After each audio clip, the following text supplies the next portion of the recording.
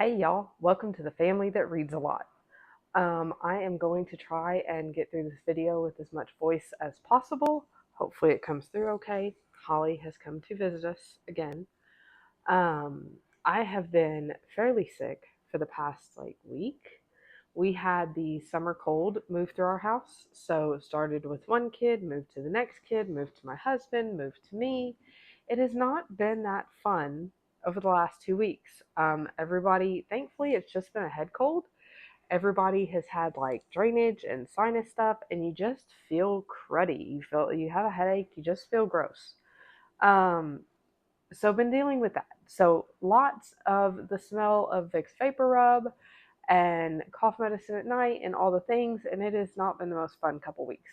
So that to say, I had big intentions of taking y'all out into the garden with me and just filming a video updating y'all on things out there, taking y'all on some walks with me and showing y'all some fun things there. But alas, I'm going to put some footage at the beginning of this video, which y'all would have already seen, but just some walk around stuff that I've been shooting here and there. But I've just had no willpower to sit down and film a video with all the things going on. So, other than that, we have been reading. We have not been reading a lot. Again, everybody's been sick. Nobody's been wanting to read. They've all wanted to just kind of lay around and veg. I have felt the same way. So, I wanted to walk y'all through some of the books that we've enjoyed lately. Um, a lot of things we took back to the library, I guess last week or something. I just got tired of watching them sit on the shelves and was not up to a video, so I was like, they're going back. It is what it is. Okay, so I guess we'll jump in with this one. It's The Lord of the Rings, The Fellowship of the Ring. This is the first of the Lord of the Rings trilogy. My son got the trilogy for Easter. He got The Hobbit for Christmas, I think, and finished that and really enjoyed it. He got this. We're actually in the middle of watching the movie. I never got into the books. I don't know, for whatever reason, I couldn't get into them. I need to try and read this one. I've tried The Hobbit a couple times, but it just didn't. I don't think I ever got far enough into it to get interested. So I would like to pick this one up because I have enjoyed the movie, although I felt a little bit lost because I'm asking him questions throughout the movie. I'm like, okay, what are they doing and who is this and why is this going on and things like this. So without reading the book, the movie's a little confusing, but it's a good movie and I'm enjoying it. So we'll see. We'll see if I end up picking that up. I feel like that's more of like a winter moody read, not really a summer read. He doesn't care about mood reading. He just reads whatever, whenever, all the time. So, but I think he said he wants to watch the movie for that one before he starts the next book, I think is what he told me. So he's reading something different right now. He just got done reading this one. We're still working through our summertime sciencey type stuff.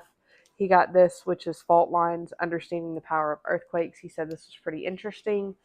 We had studied earth science this past year for him. And so basically during the summer, I just like them to have a nonfiction book going. Something that is not just a regular old fiction chapter book, something to kind of switch their brain a different direction. And we read it a couple times a week here and there whenever we have time. It's not a sticking thing a regular school science book or something. It's just whenever we get time, pick it up, read it. Sometimes I'll say, hey, go grab your science book and read your science book now instead of whatever. So that's kind of how we do science throughout the summer. My daughter had got this at the library, probably a month ago. She had the space version of this. This is DK Smithsonian. This is the home activity lab. She had the space activity lab. I think I told y'all about that. I think I did. Again, my brain is tired and not up to par today. But her and her dad have been doing science experiments a couple evenings a week and thoroughly enjoying it. They've had a lot of fun. The space one, they built some space lunar landers out of paper cups and plates and stuff like that. And it's basically the theory of an egg drop, except you were using a ping pong. football. Work with me, y'all. But from this one, they did, I don't know if I moved the page yet. They made like homemade bath bombs, homemade bath fizzies or whatever. And it was super easy and super quick. All it took really was that we didn't have was cream of tartar. It required a lot of cream of tartar, like a cup of cream of tartar, baking soda, and then some essential oils and miscellaneous things. But that's really the basics of what it's made up of. And I don't know about y'all, but if you've looked at bath fizzies or bath bombs for your kids lately, they are not cheap. So for her to make her own of this, and it made, I think, 6, 7 of them, something like that. And they made them, and she put them all in little saran wrap things, and they were not flavored, but scented a smell that she likes. We're going to keep this recipe and use this at home a lot because she likes bath fizzies. And again, why am I going to pay for them when I could buy, like, I think I found a big bag of cream of tartar on Amazon for maybe $10. Um, and so that would make this many times over. And some essential oils. That way she can, this one, all we had was like orange because that's what I use in my cleaners. But she wants to get like peppermint and a few other things. And I'm like, heck yeah. So anyway, this was a fun book. There's lots and lots of different things that they can do in here. I think we will either get this book back out from the library or we may purchase this book if I find it somewhere because it was a hit and it had some good activities in it. Not all of them are a hit. You know, there's some in there that require a lot of different things or they would take longer or something like that than, 30 minutes in the evening. Please don't bite me. She's not helping. But anyway, so that was a hit. So let's see.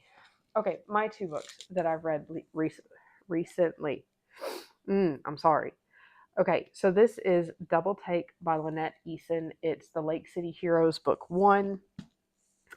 This was, I'm trying to, oh yes, physician's assistant Lainey Jackson is 18 months out from an attempted murder perpetrated by her ex, which ended when she managed to grab the weapon and shoot him.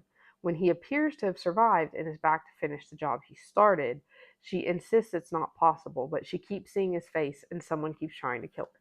This one had me like on the edge of my seat, so to speak. I really got into it, really got interested. This author is really good about getting you involved with her characters to the point that I cared. So this was a good one. I want to read the next one in this. This is a Christian fiction series. So it's going to be like all the other Christian fiction, or not all, but most of the other Christian fiction series. And the next book is going to be about um, one of her friends. Have I read the next book? No, I have not read the next book. I'm getting confused with my series because I have multiple of her series going. So the other book that I read by her was Crossfire, which is Extreme Measures Book 2. I read the first one and this one, really, really liked it. That was called Life Flight. Thoroughly enjoyed that book. Totally got sucked in. This one was really good as well. Same thing. She just gets you to care about her characters. Like this one is about another FBI agent, Juliana Jameson. She is a like hostage negotiator, and then obviously there's a male lead in it, and he is a former sniper and just a really good guy. And she just gets you to care whether things go well for them, whether they make it, whatever. And there were other like side characters in this that aren't going to be the leads in the next book. Like it wasn't like she was setting that up. She just gave you enough about these people to care. So that was interesting. I thoroughly enjoyed these 2 books. Now, when I was sick, I did not read it all because I just didn't feel like it. I laid around and watched videos. It is what it is, right? Take the good with the bad. I picked this one up. This is another, same thing, Christian fiction author, Colleen Coble. It's called One Little Lie. It's the Pelican Harbor series. So it's based in Alabama. And it is about a woman appointed sheriff. But I don't know. So I am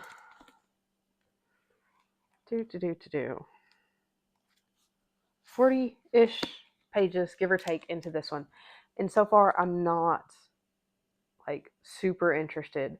It's not a spoiler to tell you at the beginning, she's part of a like religious, I wouldn't call it a cult, like a compound. And her dad leave and escape. But right after she's had a baby at the age of like 15 or something. So it starts out kind of weird.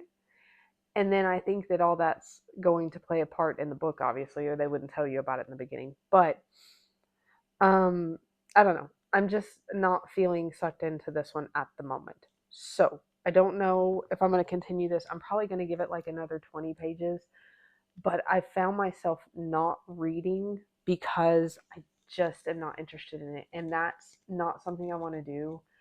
I've realized that a lot of time causes me to like instantly hit a reading slump. Like, okay, this one book just doesn't grab my interest, and I keep trying to push myself to read it, and then I'm not interested in it. So I'm probably going to set that one aside. Ow, she just slid down my legs with her claws out. Okay, that was interesting. I guess I moved too much. I do have some other choices here. I'm going to grab them. Of books that I may switch to next. I've got Extreme Measures, book 3, so the one that comes after Crossfire. Uh, Obviously, I know that I like the author and I like the way she writes, so I may jump to this one. This was another author that I had found down the same like line of books, and it's Lynn H. Blackburn, Never Fall Again. But now I'm kind of, do I want to start another new author, not knowing if I like the way she writes? And this one was one I grabbed a while back. It's On Moonberry Lake by Holly Varni. It sounded really interesting about a woman who like inherits a property, but there's always a catch kind of a thing. And I think she has to live there or something. So I don't know. Like, do I want to go with the comfort of the author that I know and I know how she writes and that I'll probably be interested in it? Do I just want to stick it out and read this book? Or is one of these others going to be amazing? If you have read any of these others and think that I need to jump over and read them, let me know, because I would be totally interested to jump into a book that just like grabs me and carries me on. I'm hoping that as I get feeling better, I will also find reading a little easier when my brain is not quite so fuzzy. I thought that I was over this yesterday. It was feeling really good. And then one of our big trees out in our yard started blooming, and all the pollen is coming in at the same time. And it's just like wreaking some serious havoc on my head. Other than that, things have been good. Uh, been doing some projects that I may show y'all at some point out in our camper, and spending a ton of time in the garden. But as of right now, almost everything is done out there. It's kind of the lull between trying to get everything planted and then actually being able to harvest everything. Um, so it's not as needy. However, I'm not sure if anybody's seen this on the news this week, but Texas is supposed to have like record breaking heat all throughout the state. Our part of the state near Houston, not quite as bad as others, but it's still supposed to be about 95 every single day. And y'all, walking outside today, it just felt like standing in a dryer. Like if you could just stand in the middle of your clothes dryer, the air is humid and it's windy and it's hot, and it felt gross. Very, very much summer. So yesterday we went ahead and did a whole thorough cleaning and everything on our pool, spent all day on that, and got it up and running for the summer, because I know, as hot as it is, that my kids are not going to want to go outside unless it's to go outside and get in the water, and totally understand that. So we got all that done yesterday, but it's been busy, but in a good way, not in a bad way. I'm curious, are y'all hitting your summer stride yet? Are y'all getting into summer reading? Um, I'm going to have my kids do some summer reading challenges this summer. One of our curriculums actually sends out I guess it's free, you pay shipping, but it's like a free summer reading challenge. and they get a free book at the end. So we'll have them do that one. They always do the one at the library, which is like, I don't remember how many hours it is, but we have that coming up. Do Now our library has one for adults too, and I'm kind of interested to see just how much time I spend reading. It's not a lot right now, but I would like to up it.